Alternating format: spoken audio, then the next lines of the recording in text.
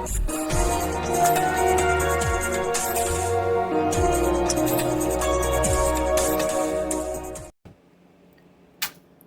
guys. Man, Jax Forrest. There's something about this kid. He's just very good. It really doesn't matter. It just doesn't. It seems like it. It really seems like, in all honesty, at this point now, it doesn't matter who Jax Forrest goes against. He's getting his hand raised. It really doesn't. This kid is a junior in high school. He just beat a world champion. Not an age group world champion. A senior world champion. Right? He just beat Vito Rujao. We all know how great Vito Rujao is, especially those of us from the state of New York like myself. But he, obviously Vito transcended just anything at the state level or the national level. He's a world champion. And this is something that just happened. Right? This isn't anything that happened like many, many moons ago. No, Vito is a very recent world champion. Right? And Jax beat him. He's in high school. He's not even in his senior year yet. And he just beat a world champ. That's just that in itself. And it wasn't that long ago, Jax Forrest beat Thomas Gilman, Olympic bronze medalist. So Jax isn't a stranger to doing stuff like this. So I'm saying though, there's something about Jax Forrest. He's just very, very good. So this match here, a lot of us thought it'd be a 3-match series, but Jax wound up winning both of those matches. So this match was supposed to go down July 14th at Final X, but Vito needed more time. He was hurt, wasn't feeling too good, right? Just needed some more time. It got postponed. That's all well and good. And then, of course, we all know the historic moment that PJ Duke was able to have. Very impressive what he did. I already did an episode on that, but everybody knows about that. So then the match gets rescheduled for Fargo, Jax Forrest and Vito. And I think it's kind of cool that happened. So it's like, it's kind of like a blessing in disguise that it worked out that way. Because now you get to focus on each one of those things by itself, right? Final X, the actual event that was focused on PJ versus Yanni, what's going to happen there, and we saw what wound up happening. And then Fargo, not only the Fargo tournament itself, but Vito and Jax, right? We get to focus on that by itself. So I think it's cool, both of those matches, or in PJ's case, the 3-match series, I think it's cool both of those got their own focus. I think that's pretty cool how that worked out. But for whatever reason, it got postponed, so Vito goes in there, wrestling Jax Forrest. Now, a bunch of us, myself included, we are aware Jax can beat grown men. We're aware that he beat Thomas Gilman, Olympic bronze medalist. Right? We're aware of these things. Right? We know Jax Forrest can beat those kinds of people. But as a New Yorker, I had to root for Vito. I just wasn't going to root against him. Right? And I've met Vito a couple of times. I don't know if he's going to remember that or anything, but I met him a few times.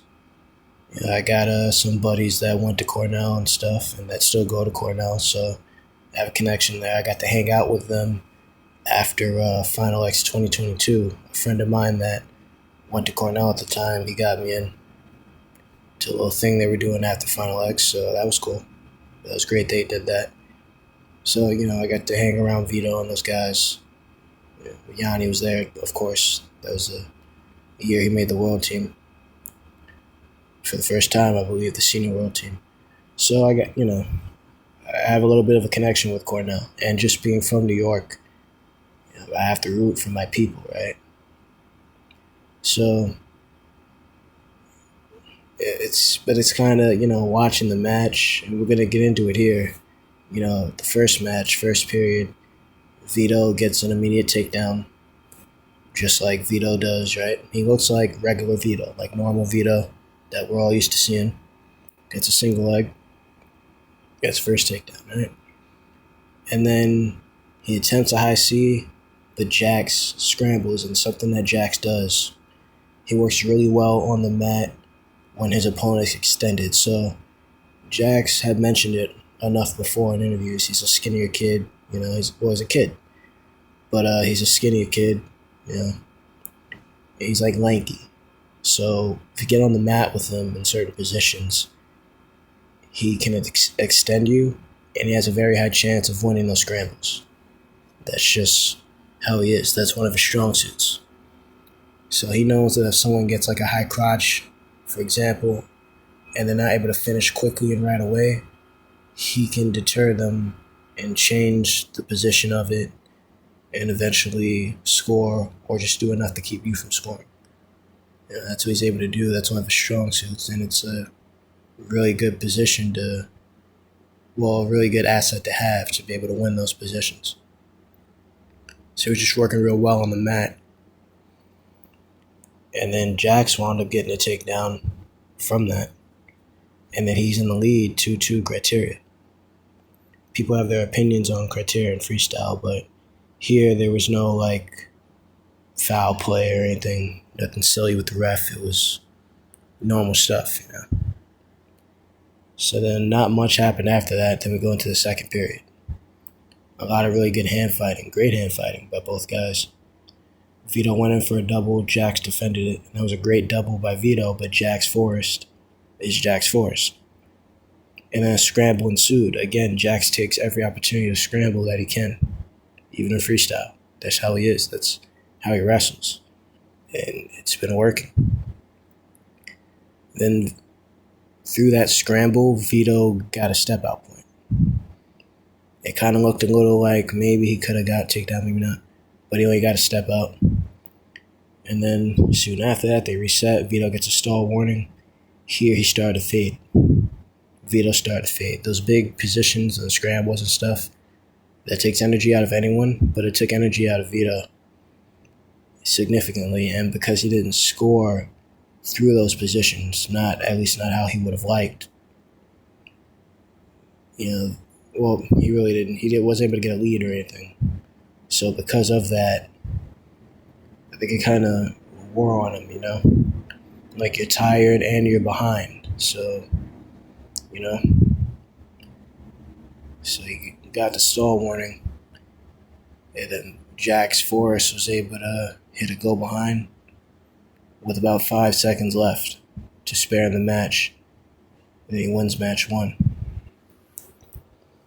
So it's real cool. He was able to come back. It wasn't much of a lead, but that short amount of time, Jax came back. Jax just was full of energy, paced himself well during the match, during this 2-match series. So we go into match 2. Jax is a takedown into a lace within like the first 12 seconds. 4-0 lead. Jax being very aggressive, very offensive right away in the second match. He kind of saw it. Then Vito started to fade. Vito's cardio just wasn't there like we're used to seeing it. I said in the beginning of the first match, it's like the normal Vito, the Vito that we're all used to seeing. As the match went on, they started to change. And in match 2, the commentators even said it themselves. It's not exactly the same Vito. He's very, very tired. Jax took advantage of that. So Jax was being much more offensive than Vito was throughout the whole time. Even if they weren't going crazy, it wasn't like a college match, right? It wasn't like an Iowa wrestler versus someone where they're hand fighting constantly, no. But what we did see, there was much more out of Jax, much more output from Jax than Vito. Jax went for a nice knee pick. Really nice one, but Vito defended that, so that was good. A lot of hand fighting and fakes going on. And Jax just didn't give up any positions. Did not concede any position. Yeah. And this is against a world champion. So it shows you how good Jax is. It's not always about how many points you could put up on the board. If you could keep someone at a high level from even getting in a position on you, that's a big deal. Second period comes around. Vito got warned for passivity. He was tired. He really didn't have much left. Jax got to step out after a short flurry. So Vito tried to get every last ounce of energy out, but just couldn't happen. Vito went for like 3 double legs in a row. Blast doubles, it looked like. And Jax defended all 3. Jax went in on a shot. Vito was able to sneak an arm drag in. He scored off it, but he was still, he was in a big deficit. A big enough deficit, for freestyle as well, to where the commentators even were saying he's going to need a fall in order to win the match. They talked about Vito's 4-point throws that he has in his arsenal, and he does. But at that point in the match, he was just so tired that, he wasn't going to be able to do that. A little bit of time goes by. Jax hit one last quick sprawl toward the end of the match. And then Jax Forrest is your team member, your world team member. Jax Forrest took out a world champion, Vito Rujao.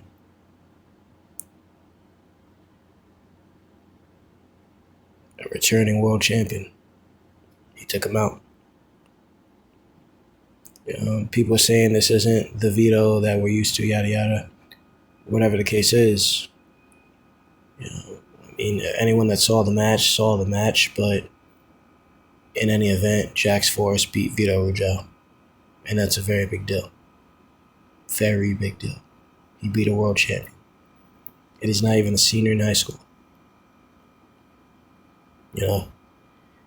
Had things played out the way they originally were scheduled, Jax Forrest would have been wrestling through the Fargo tournament. That's probably what he was getting ready to do until we all saw that Vito didn't pull out, but had to postpone that initial Final X. So then the match got put at Fargo, but let's say things played out or the way they were originally supposed to. And let's say this match goes the same way it does.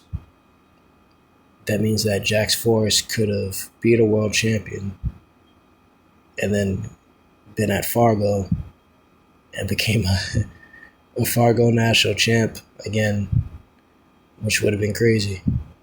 You just win Final X and then you win Fargo. That's crazy. Right? PJ didn't go to Fargo this year because he doesn't have to. And I've spoken about it enough. Not everyone, even in interviews I've done, not everyone needs to go to Fargo all the time. Right? Not everyone chooses to go to Fargo all the time every single year. Some people do. Some people don't. It is a grueling tournament, I get that. But for whatever reason, I had plenty of friends that their senior year they didn't go to Fargo, they just chose not to. And then just waited until college. Right? Some guys, they wanted to chase that national title, that last All-American in high school, because that's the last big tournament in high school. Period. That's the last big one. So some people just chase it because they just want to go into college with something. Some people would rather just forego that and just prepare for college wrestling. So everyone has their own mindset. But the thing with Jax was most likely gonna compete at Fargo. And then this match gets postponed, and at Fargo, he beats a world champion to make the world team. It's a very big deal. So just like PJ Duke, Jax made history. Very, very big deal. Very big deal. So Jax, man, he's just extremely good. He's a stand-up kid, very stand-up kid, very down-to-earth. Hear nothing but good things about him, so I wish him very well at the World Championships. I hope he does extremely well. I just hope if he could beat the world champ, then he should do well at Worlds. Now, something Chael Sonnen brought up, he said it. He said it a bunch of times. With the World Championships and stuff, you're not the defending champion. You're just returning because everything gets reset. And he's right. Like, if you win a world title this year, you're not just sitting in the finals next year and don't have to wrestle. No, you have to qualify again. You have to make the team again. Maybe it's easier process, but you got to make the team again. You have to. Vito just did that, tried to do that, and you see what happened. Same thing with Yanni, right? You don't just sit on the team again. You have to make the team again. And if you don't make it, you don't make it. And we just saw that with PJ beating Yanni and with Jax beating Vito. With Kyle Dake beating Jordan Burroughs, right? Back in 2021. Because Jordan was on the 2016 Olympic team. Right? So, to my point, or Chael Sonnen's point, you're not defending anything. You did it at one time, you have it. They get immortalized, you're going to have that for the rest of your life. But then if you want to do it again, you got to go through the process again. And depending on how well you did last year, that might be an easier or harder process. So Jax had to wrestle a bunch of people to get to Final X. Vito just sat at Final X. But even if Vito won this match, Vito's not sitting in the finals of the World Championships. No, he has to go through the whole World Championships again. So the fact that Jax, a high school kid, not even a senior yet, did all that and then beat a world champ, my point I'm trying to make is I'm not trying to say he's automatically going to win the world title, but I won't be surprised if he does. If Jax Forrest could go out there and become a world champion, I won't be surprised. And I'll be very happy for him. I'll be elated because that'd be great. It'd be great for Jax Forrest if he can go out there and do that. He beat one of our best guys. Say in New York, he beat one of our best guys. Beat one of the best in the world, if we want to look at a broader perspective. So there's no reason why Jax Forrest can't officially set that in stone that he is one of the best in the world and go back to Pennsylvania with a world championship belt and a world championship medal. There's no reason why he can't.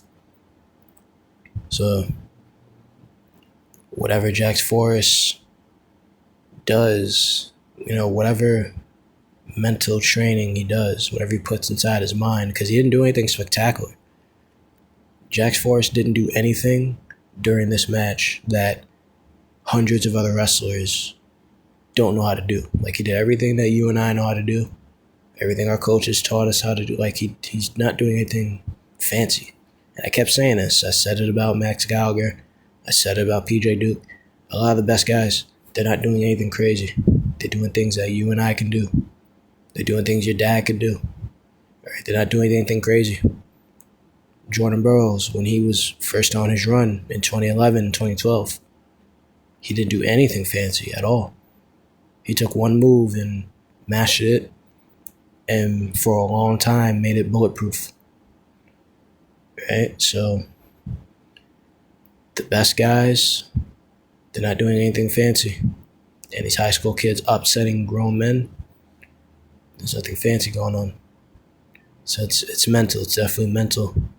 I mean, yeah, they're training hard. There's certain things they're doing in their training, but also if you're not ready mentally, you're not ready. So whatever Jax Forrest is doing mentally to prepare to be able to win these high-level matches, whatever he's doing, he should keep doing it. And if he does, I won't be surprised if he becomes a world champion later on this year.